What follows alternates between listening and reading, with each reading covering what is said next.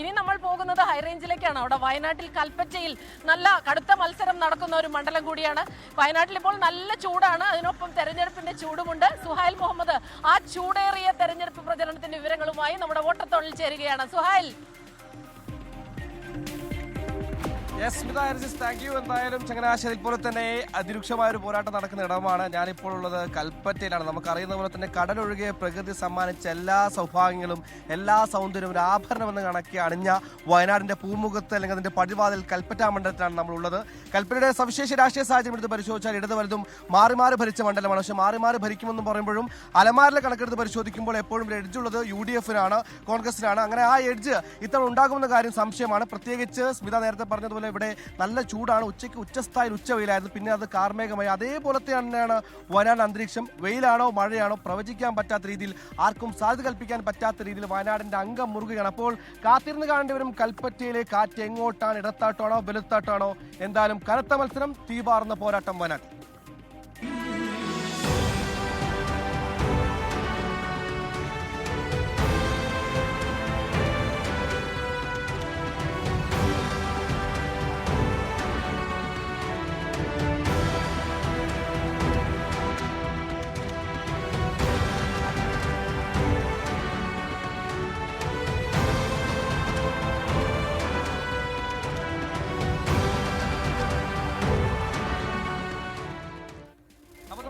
പറഞ്ഞതുപോലെ തന്നെ അലമാരിൽ സൂക്ഷിച്ച കണക്കുകളിൽ നിന്ന് നമുക്ക് ഈ മണ്ഡലത്തിന്റെ പോക്ക് എങ്ങോട്ടാണെന്ന് പ്രവചിക്കാനാകില്ല. കാരണം ആ കണക്കുകളായിരിക്കില്ല ജനങ്ങൾ അത് പുലർത്താൻ പോകുന്നത്. ജനം എപ്പോഴും ഒരു മാജിക് വിലയിരുത്തിയിട്ടുണ്ടാകും, എന്തെങ്കിലും അണ്ടർകറന്റ് ഉണ്ടാകുമെന്ന് അടക്കമുള്ള കാര്യങ്ങൾ നമുക്ക് വിലയിരുത്തേണ്ടത്. നമ്മുടെ ഈ വയനാടിന്റെ സ്വന്തം പ്രതിനിധി കാൽദാസ് ദേവത്തെ നമ്മൾ വിളിക്കുകയാണ്. കാൽദാസ്, ഒരു വാശിയേറിയ പോരാട്ടം നടക്കുന്ന മണ്ഡലമാണ്. LDF-ഉം UDF-ഉം ഒരുപോലെ വിജയപ്രതീക്ഷ പുലർത്തുന്ന മണ്ഡലമാണ്.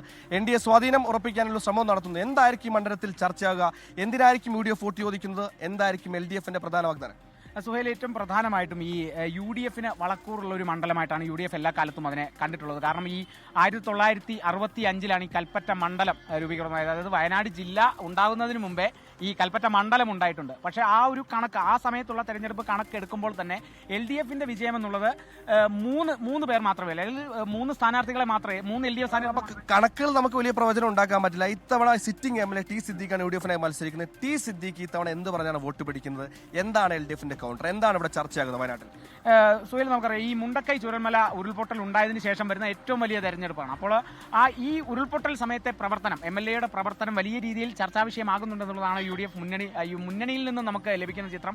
അപ്പോൾ അതോടൊപ്പം തന്നെ MLA കെയർ എന്നുള്ള രീതിയിൽ സിദ്ദിഖ് 147 കുട്ടികളെ പഠിപ്പിക്കുന്നുണ്ട്. അപ്പോൾ അത്തരത്തിലുള്ള കാര്യങ്ങളൊക്കെ തന്നെ മുൻനിർത്തി MLA-യുടെ ആ പ്രവർത്തനം മികച്ചതാണെന്നുള്ളത് ചൂണ്ടിക്കാട്ടിയുള്ള ഒരു പ്രചരണമാണ് ഒപ്പം ഉണ്ടായിരുന്നത്. 5 വർഷത്തെ വയനാടിന്റെ മുഴുവൻ കാര്യങ്ങൾ ഈ മുണ്ടക്കൈ ചൂരൽമല ഈ പുനരധിവാസവുമായി ബന്ധപ്പെട്ട് അതിൽ കേന്ദ്രീകൃതമാകുന്നുണ്ട്. പൊതുവെ നമ്മൾ ഈ പറഞ്ഞ സംസ്ഥാന വ്യാപക വിഷയങ്ങൾ വയനാട്ടിൽ ഇമ്പാക്ട് ഉണ്ടാക്കണം. പക്ഷേ ഇത്തവണ വയനാടാണ് സംസ്ഥാന വ്യാപകമായ ചർച്ചാ വിഷയം. അപ്പോൾ ഈ മണ്ഡലത്തിന്റെ ചർച്ച വരുമ്പോൾ വികസനത്തിന് അപ്പുറത്തേക്ക് മുണ്ടക്കൈ ചൂരൽമല എന്ന ഫാക്ടറിലേക്ക് ഒതുങ്ങുന്നുണ്ടോ? പ്രധാനമായിട്ടും ഇപ്പോൾ ഈ ഒരു ടൗൺഷിപ്പ്, നമ്മൾ ഈ വിവാദങ്ങൾ എടുക്കുകയാണെങ്കിൽ വയനാടിനെ സംബന്ധിച്ച് ഏറ്റവും വലിയൊരു പദ്ധതി അല്ലെങ്കിൽ സർക്കാരിൻ്റെ ഒരു പദ്ധതി എന്നുള്ളത് ടൗൺഷിപ്പാണ്. അപ്പോൾ ഈ LDF ഏറ്റവും കൂടുതൽ ഉയർത്തിക്കാട്ടുന്നതും അവരുടെ പ്രചരണ വിഷയമാക്കുന്നതും സർക്കാർ ടൗൺഷിപ്പിന്റെ ആദ്യഘട്ട ഉദ്ഘാടനമാണ്. അപ്പോൾ അതിനെ സംബന്ധിച്ച് ഒരുപാട് വിവാദങ്ങളൊക്കെ അങ്ങനെ പുകയുന്നുണ്ട്.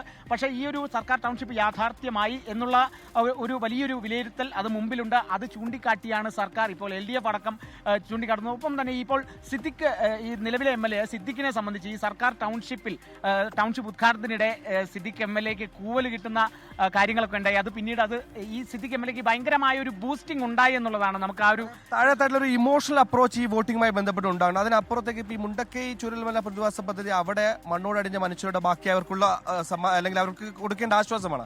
അതിനപ്പുറത്തേക്ക് ഇവിടുത്തെ മറ്റു ജനങ്ങൾക്ക് എന്തെല്ലാം കാര്യങ്ങൾ ഈ പറഞ്ഞ UDF കാലത്ത് സിറ്റിംഗ് നമ്മൾ നൽകിയിട്ടുണ്ട്.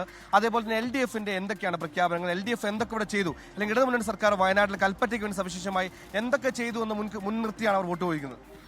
ഇത്തരത്തിലുള്ള കുറേ പ്രവർത്തനങ്ങൾ അല്ലെങ്കിൽ MLA-യുടെ പ്രവർത്തനങ്ങൾ തന്നെ മുൻനിർത്തി തന്നെ ഈ പ്രചരണം നടക്കുന്നുണ്ട്, കൊഴുക്കുന്നുണ്ട് പ്രചരണം. അങ്ങനെ ഓടി നടന്ന് പ്രചരണം നടത്തുകയാണ് ഇപ്പോൾ സിദ്ദിഖ് MLA ആണെങ്കിലും അല്ലെങ്കിൽ LDF സ്ഥാനാർത്ഥിയായ PK അനിൽകുമാർ ആണെങ്കിലും ഒപ്പം തന്നെ NDA സ്ഥാനാർത്ഥിയായ പ്രശാന്ത് മലവേലാണെങ്കിലും NDA സംബന്ധിച്ച് ഈ വോട്ട് ശതമാനം ഉയർത്തുക എന്നുള്ളത്. കാരണം ഏറ്റവും അവസാനത്തെ 2021 തെരഞ്ഞെടുപ്പിൽ ഒരു 10% വോട്ടുകളാണ്. അത് ഓരോ തെരഞ്ഞെടുപ്പ് കഴിയുമ്പോഴും ഏറ്റവും അവസാനം കിട്ടിയ വോട്ട് എന്ന് പറയുന്നത് 14,000 വോട്ടുകളാണ്. അപ്പോൾ ഇത് ഉയർത്തുക എന്നുള്ള വലിയൊരു ലക്ഷ്യമാണ് NDA-ക്ക് മുന്നിലുള്ളത്. അപ്പോൾ പക്ഷേ ഈ സിദ്ദിഖിനെ സംബന്ധിച്ച് സിറ്റിംഗ് MLA ആണ്. ഇത്രയും കാലം ചുരൽമല ഉരുൾപൊട്ടലിലുണ്ടായ ആ സമയത്തുണ്ടായിരുന്ന പ്രവർത്തനം നമ്മൾ പലതവണ തന്നെ ദൃശ്യങ്ങളിലൂടെ തന്നെ കണ്ടതാണ്. ആ സമയത്തെല്ലാം MLA അവിടെ ഉണ്ടായിരുന്നു. അപ്പോൾ ഇതെല്ലാം കൃത്യമായി എടുത്തു പറഞ്ഞുകൊണ്ട് അവർക്കൊപ്പം, ഉരുൾപൊട്ടൽ ദുരന്തബാധിതർക്കൊപ്പം നിൽക്കുന്നു MLA, അല്ലെങ്കിൽ നിന്നിട്ടുണ്ട് MLA. അതൊക്കെ തന്നെയാണ് ഏറ്റവും പ്രധാനമായും സിദ്ദിഖിനെ സംബന്ധിച്ച് ഏറ്റവും മികച്ച ഒരു പ്രചരണമാക്കാൻ സാധിക്കുന്ന ഒരു കാര്യം എന്നുള്ളത്. അത്തരത്തിൽ തന്നെയാണ് പ്രചരണം പോകുന്നത്. LDFനെ സംബന്ധിച്ചാണെങ്കിൽ ഈ സർക്കാർ ടൗൺഷിപ്പ് പ്രവർത്തനം അങ്ങനെ നീങ്ങുന്നു. 178 വീടുകൾ താക്കോൽദാനമടക്കം കഴിഞ്ഞു. ഇനിയിപ്പോൾ അതിലെ താമസത്തിലേക്ക് കടക്കേണ്ടതാണ്. വാസയോഗ്യമായോ അല്ലയോ എന്നുള്ള വിവാദം, ആ ചോദ്യം, അതൊക്കെ അങ്ങനെ തന്നെ ഒരു ശക്തമായ വിഷയം. മുണ്ടക്കുന്ന വിഷയം ഉയർത്തി തെരഞ്ഞെടുപ്പ് നേരിടുന്ന ഈ മണ്ഡലത്തിൽ CPM LDFന്റെ സ്ഥാനാർത്ഥി അവരുടെ ഘടകകക്ഷി RJD അതായത് ഇദ്ദേഹത്തിൽ വെല്ലുവിളിയാകും. തുടക്കത്തിൽ ഈ RJD സ്ഥാനാർത്ഥി എന്ന് പറഞ്ഞാൽ മുൻ കോൺഗ്രസ്സുകാരനും കൂടിയാണ്. അത്തരത്തിലുള്ള കുറേ വിവാദങ്ങളുണ്ട്, അല്ലെങ്കിൽ ആ സംഭവങ്ങളൊക്കെ പ്രചരണ ആയുധമാകുന്നുണ്ട്. നമുക്ക് പ്രധാനമായിട്ടും അറിയേണ്ടത് ഇപ്പോൾ ഈ NDA സ്ഥാനാർത്ഥി ഈ ഒരു പ്രചരണത്തോടടുപ്പിച്ച് ഉയർത്തിയ വലിയൊരു വാദം ഉണ്ടായിരുന്നു. ഈ RJD സ്ഥാനാർത്ഥിക്കൊപ്പം, അതായത് PK അനിൽകുമാറിനൊപ്പം CPIM നേതാക്കൾ ആരും ഇല്ല.